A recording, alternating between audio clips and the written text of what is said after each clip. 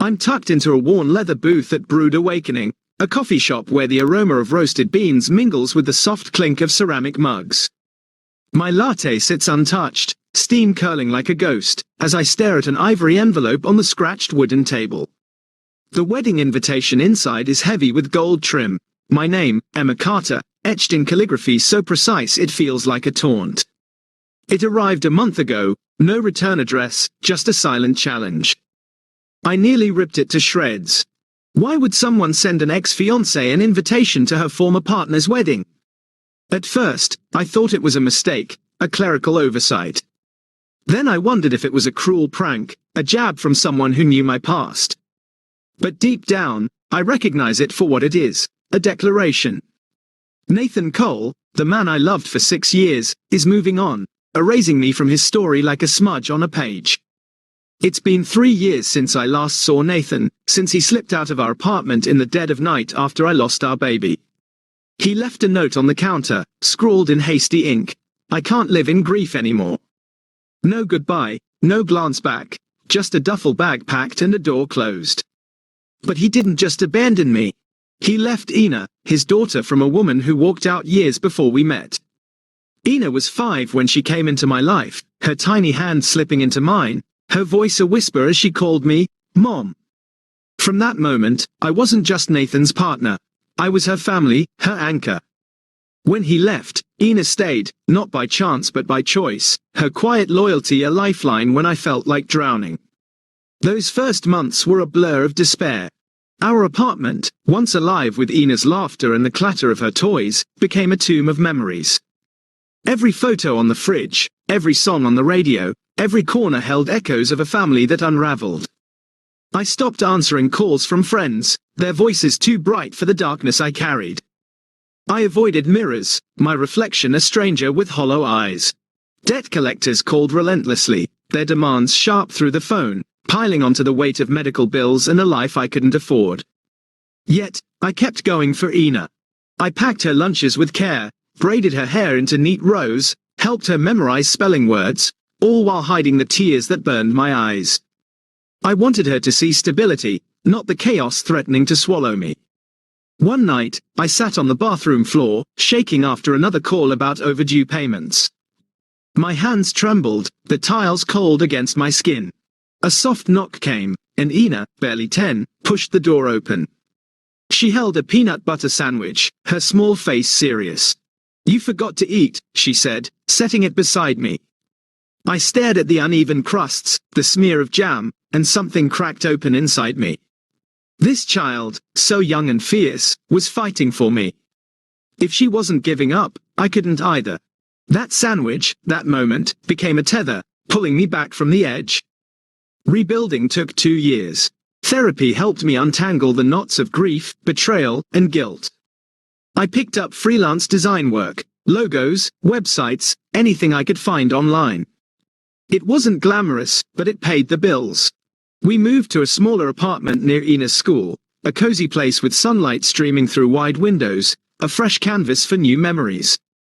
I started laughing again, real belly laughs that caught me off guard, often sparked by Ina's sharp humor or her impressions of her teachers. They were rare at first, but each one felt like a victory, a piece of myself reclaimed. When the invitation arrived, it sat on our kitchen counter for days, an unwelcome intruder. I avoided it, busying myself with dishes or laundry, but its presence was loud. Ina, now 16, picked it up one evening after dinner. She read it aloud, her voice steady, unflinching. "Nathan Cole and Olivia Harper request your presence at their wedding." She set it down and looked at me, her eyes wise beyond her years. "You should go," she said. "For what?" I asked, exhaustion seeping into my voice. "To watch him start over with someone prettier, richer. To sit there while everyone pities me." "No," she said, her tone firm, almost fierce. "So he sees what he lost. So you see who you are now." I studied her. This girl who saw strength in me I'd buried under layers of doubt. She wasn't just talking about Nathan. She was talking about me, the woman I'd been treating as broken, the one I'd hidden from the world. Her words lit something inside me, a spark of defiance. So, I said yes. My uncle Tom, who stepped in as a father after Mom passed, offered to come with me. He'd never trusted Nathan, always said his smile came too easily, his eyes too guarded, like a man hiding something even from himself. "I'll sit with you," Tom said, his voice gruff but warm. "You don't have to face this alone." I was grateful, though I didn't say it. Some things don't need words. The Starlight Ballroom is a spectacle of opulence when we arrive. Crystal chandeliers hang like frozen teardrops, casting fractured light across tables draped in white linen. Hello. Thanks for watching and being part of this journey. If you enjoy story like this, please like, comment, and subscribe. Your support means the world. Now let's dive into the story. White orchids line the aisle, their scent heavy, almost cloying. Every napkin is monogrammed with Nathan and Olivia's initials, every detail screaming perfection, as if money could buy authenticity. Ina, who took a job with the catering staff, swearing it's just for extra cash, moves through the crowd with a tray of canapes. I catch her glancing my way, her protective instincts clear despite her casual shrugs. Uncle Tom sits beside me in the back row, his presence a steady anchor. "You're doing fine," his nod tells me, even as my stomach churns, a mix of nerves and something I can't name. I try not to look at Nathan, but he's impossible to miss. Same broad shoulders, same practiced half smile, shaking hands with a whiskey glass in his grip.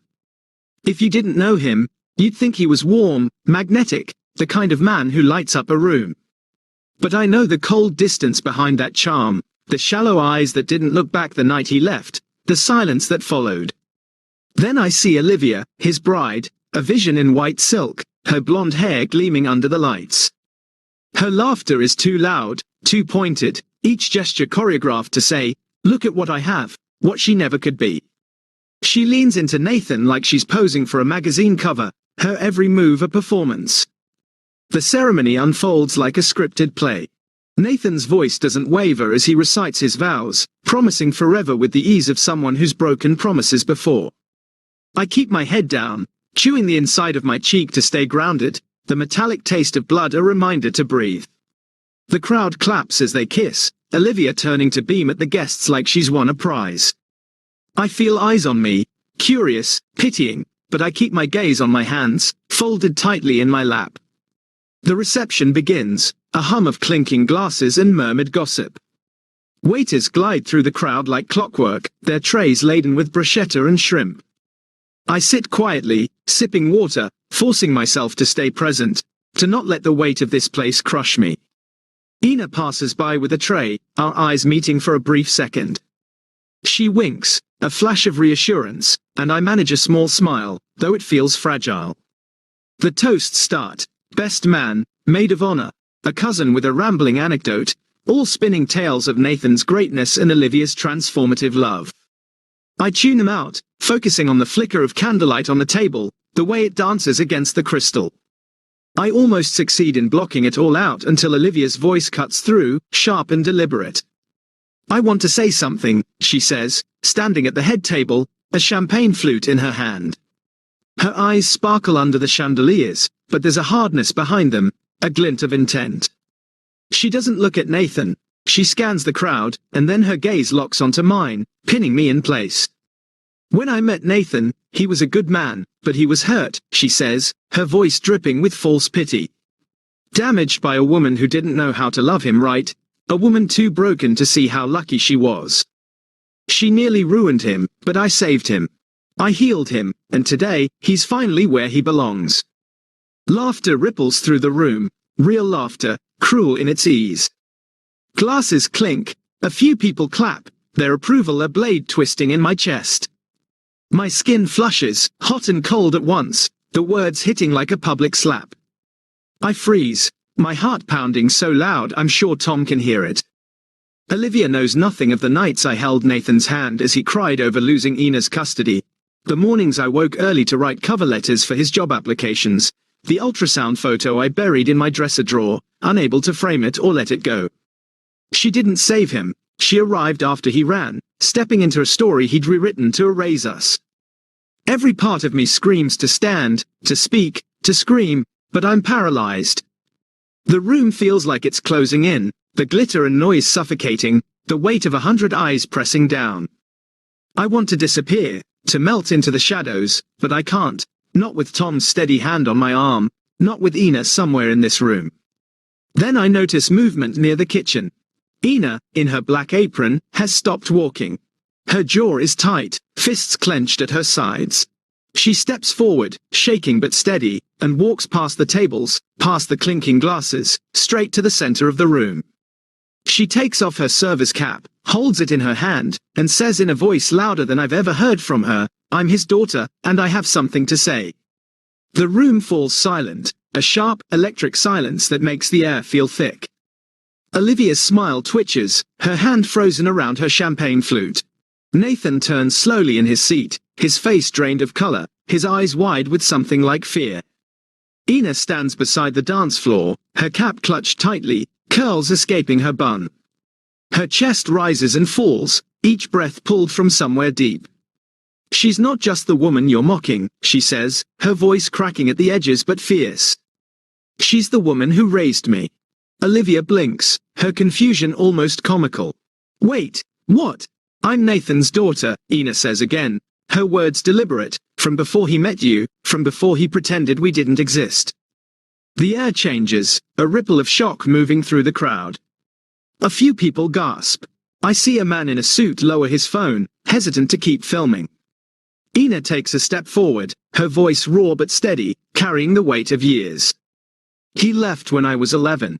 Not just my mom, he left me. No calls, no letters, just gone. And you want to call her broken? I watched her work 2 jobs so I could eat. I watched her cry in silence so I wouldn't hear.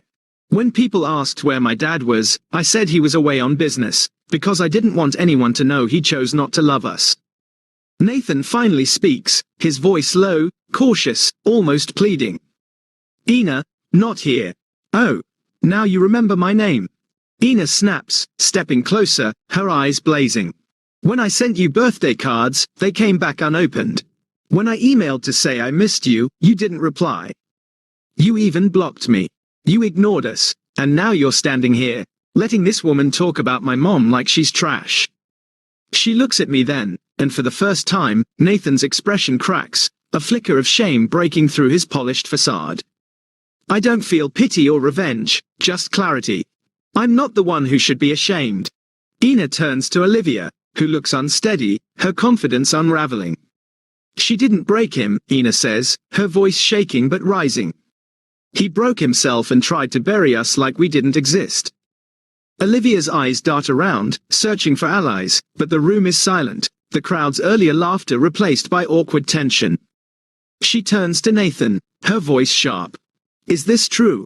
He doesn't answer, just stares at Ina like she's a stranger wearing his last chance at redemption. Ina walks toward me, her steps deliberate, each one a quiet thunderclap in my chest. She reaches for my hand, and I stand, our fingers interlocking. In that small gesture, something inside me stirs, not rage, not bitterness, but power, a strength I'd forgotten I had. "She didn't come here to fight," Ina says, turning back to the crowd, her voice clear. "She came because I told her to. I wanted her to see she doesn't need to hide anymore." She looks straight at Olivia, calm and unflinching. She doesn't need to be invited into a room to belong in it. And no one gets to rewrite our story to make themselves look better. The room holds its breath. Olivia's hand trembles around her flute, the champagne catching the light. "This is crazy," she mumbles, her voice thin. "She's just trying to ruin my wedding." Ina raises her chin, her gaze steady. "You ruined it the second you built it on lies." Then she turns, pulling me with her, her hand warm and sure in mine. The crowd parts slowly, whispers rising like smoke, a mix of shock and curiosity. No one stops us, no one dares. Behind me, I hear Nathan call out once, "Ina." But she doesn't turn, and neither do I. Outside, the air is cool, a light drizzle falling, the kind that feels more like mist than rain. Ina exhales hard, like she's been holding the truth her entire life. Her eyes are teary, but she's smiling, a fierce, fragile smile that breaks my heart and mends it all at once. "I wasn't going to let her humiliate you," she says, her voice softer now, almost a whisper. Not after everything. You didn't have to do that, I say, my throat tight, tears threatening to spill. Yes, I did, she says, her eyes meeting mine. You saved me. It was time I returned the favor. We're halfway down the sidewalk, the ballroom's glow fading behind us, when sharp footsteps echo. Wait! It's Olivia, her dress trailing like a shredded veil, her perfect curls wilting in the damp air. Her mascara has begun to smudge, and for the first time, she looks real, not a magazine cover, but a woman unraveling. Ina turns first, her posture defiant. I stay still, unsure what this woman could possibly say that would matter now. You can't just do that, Olivia snaps, her voice trembling with anger and panic. You can't hijack my wedding and humiliate us in front of everyone. Ina raises an eyebrow, unfazed. I didn't say anything that wasn't true. You could have handled it privately, but you chose to mock her in front of a room full of people. No, I say, stepping forward, my voice steadier than I feel. You could have handled it privately. Instead, you stood there and tried to turn me into a villain, someone to laugh at so you could feel better about yourself. Olivia blinks, her eyes darting between us, grasping for a foothold she's lost. I didn't know he had a daughter, she says, her voice defensive, almost pleading. Did you ask? Ina interrupts, her tone sharp. Or did you just believe the story that made you feel superior? Olivia opens her mouth, but no words come. Then Nathan appears behind her, his jacket unbuttoned, tie hanging loose. His composure is gone, his face exposed, raw in a way I haven't seen since the early days of our relationship. Ina, he says, quieter now, almost broken. I never meant for this to happen. Which part? Ina asks, her voice cutting like glass. Me being born? You abandoning me? Or watching someone else raise me while you vanished? He flinches, his shoulders sagging. I was broken, Emma, he says, meeting my eyes for the first time since I arrived. You know I was. I was too, I reply, the words heavy but true, a truth I've carried for years. But I didn't leave. Ina's voice breaks the silence again, softer now but no less powerful. You know what I used to tell myself? That you were dead. That maybe something happened, and that's why you didn't come. Because the truth, that you were alive and just didn't care, was worse. Nathan's mouth opens, then closes, his eyes dropping to the ground, his feet a trail of choices he can't unmake. Then Ina does something I don't expect. She steps forward, not screaming, not running, just looking him in the eye. I forgive you, she says, her voice steady. Not for you, for me. Because carrying your absence has been exhausting, and I'm done. He swallows hard, nodding once, his eyes glassy with unshed tears. You're incredible, you know that, he says, his voice barely above a whisper. She smiles, soft and sad, a smile that holds a lifetime of pain and resilience. I know, she says. She made me that way. She points to me, and that simple gesture is louder than any microphone drop, louder than any speech. It's the truth, laid bare, no glitter or forced smiles, just a daughter choosing her mother in front of the man who left them both. Olivia steps back, her arms folded tightly across her chest. So what now? She says, her voice sharp but brittle. You just walk away and pretend you didn't. Guess that's what you'd call a mic drop moment, Tom says, a grin breaking through his usual stoicism. Ina laughs, a bright, unburdened sound, and I join her, the laughter feeling like a release, not bitter or forced, but real. The next morning, my phone buzzes with notifications. Clips of Ina's speech have spread online, posted anonymously on TikTok, YouTube, and other platforms, titled things like, Waitress shuts down bride's lies, or, Epic wedding speech goes viral. Grainy footage captures her standing tall, her voice cutting through the silence. I don't watch them. I lived it, felt every word in my bones. Friends I haven't heard from in years message me, their words a mix of awe and regret. Some apologize for drifting away when my world fell apart, their silence a wound I hadn't realized still stung. Others call me brave, but the funny thing is, I don't feel brave. Not when I sat through Olivia's mockery, not when Ina stood up, not even when I faced Nathan's hollow excuses. Bravery, to me, was quieter. It was choosing to stop disappearing, to stop treating myself like the broken woman he left behind. Nathan never reaches out. No phone call, no apology, no last-ditch effort to explain himself. I think he knows there's nothing left to say. His story is written in the silence that followed his absence, and we're done reading it. Olivia's name lingers in gossip circles for a week or two. Someone from the venue tells me she left the reception early, her perfect facade crumbling. She never returned for the honeymoon send-off, and word is she moved out within a month. Whether they stayed together or not, I don't care. This story was never about them. It's about Ina and me, and what we built from the ashes of abandonment. Our home feels different now, quieter but stronger, like a house settled after a storm. Ina walks taller, no longer apologizing for taking up space. I catch her practicing speeches in her room, her voice steady as she records ideas on her phone. She talks about starting a podcast for girls who feel voiceless, a platform to share their stories, to claim their worth. I'm proud, but not surprised. She's always been fierce, a force of nature wrapped in a teenager's frame. I start something too. I'd always been afraid to talk about what happened, to name the shame of being left. There's a stigma in it, a fear people will see your pain as contagious, a warning of what not to become. But after the wedding, I realize I'm not weak because I broke, I'm strong because I rebuilt, piece by painful piece. I begin writing, first just notes in a journal, fragments of thoughts I couldn't say aloud. Then I write essays, pouring out the raw truth of loss and survival. I send one to a parenting blog, and it's published, the words staring back at me like a stranger who knows my secrets. Comments flood in.